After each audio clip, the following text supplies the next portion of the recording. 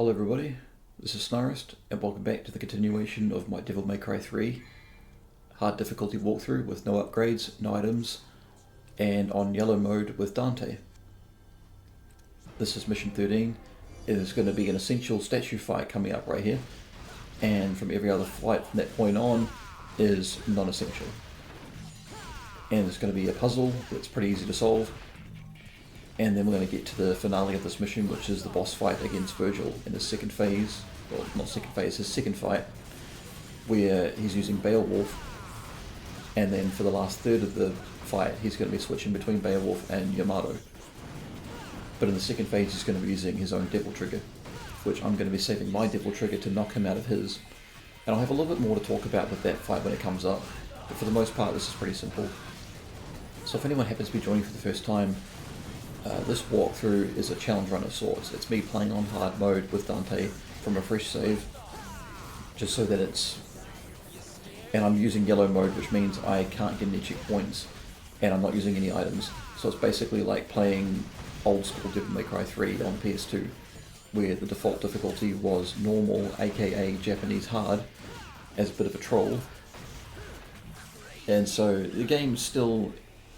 It's not that much more difficult, it's only a slightly harder version of normal. Japanese normal, that is.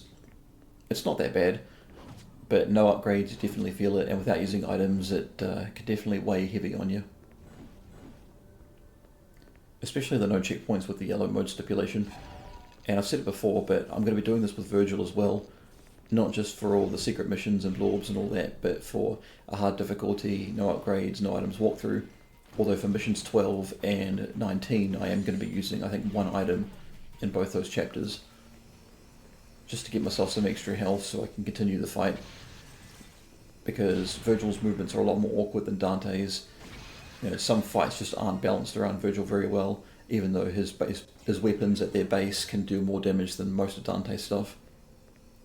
So if that makes any sense, Dante's potential for higher damage is better than Vergil's, but just without even trying, most of Vergil's attacks do more damage than Dante's. It's just that he's very awkward to move about, which is funny because you would have think that Vergil would be the much more mobile of the characters. So what you can do here, if you're missing out on Devil Trigger, is just to taunt to get them back. But there's a white orb back here, and that can get your Devil Trigger back instantly.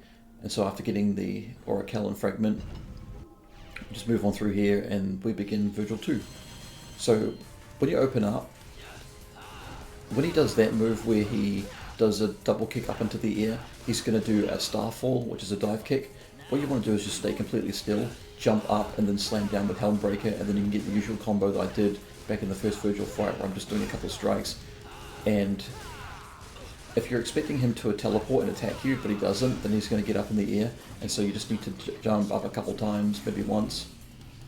In fact, no, not twice, because that would be cheating with air hike. But yeah. You can either just dash underneath him, or you can jump up. I use Devil Trigger to try and smack him out of it. I'll just use Helmbreakers to smack him out of it. Now luckily I managed to smack him out of there with that. Get the taunt, so he does that. Dash underneath him, or just jump up once if you delay it long enough.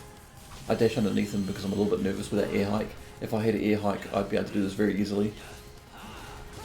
Just jump over him when he does his dive kicks.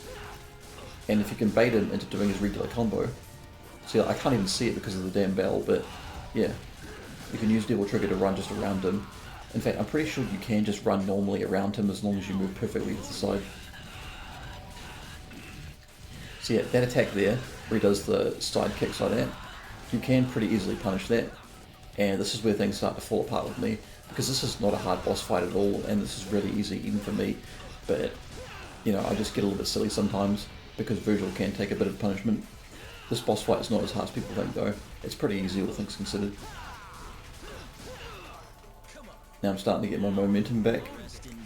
Keep away from him when he does that. If you're too close, when he does that move, he'll do a rapid slash, but otherwise if you keep away he'll do judgement cuts, but he'll do more of them this time and they're a lot more accurate. So if you're worried you're going to get hit by them, just put in your Devil Trigger. So if you had Stinger or anything, then you could easily intercept him and attack that, but I do not. So when he's in Devil Trigger form, he will begin slowly healing. But he'll stay in Devil Trigger for a long time unless you knock him out of it, which is definitely a risk, but if you're using your Devil Trigger to do it, then, you know, still be aware that he can knock you around a little bit and get you to be staggered. But with your own Devil Trigger, you can at least take the brunt of the punishment, so you're not taking that much damage. So just wait till he does Judgment Cut and punish him, and keep on him. And that's the end of this mission. I'll see you guys in the next one.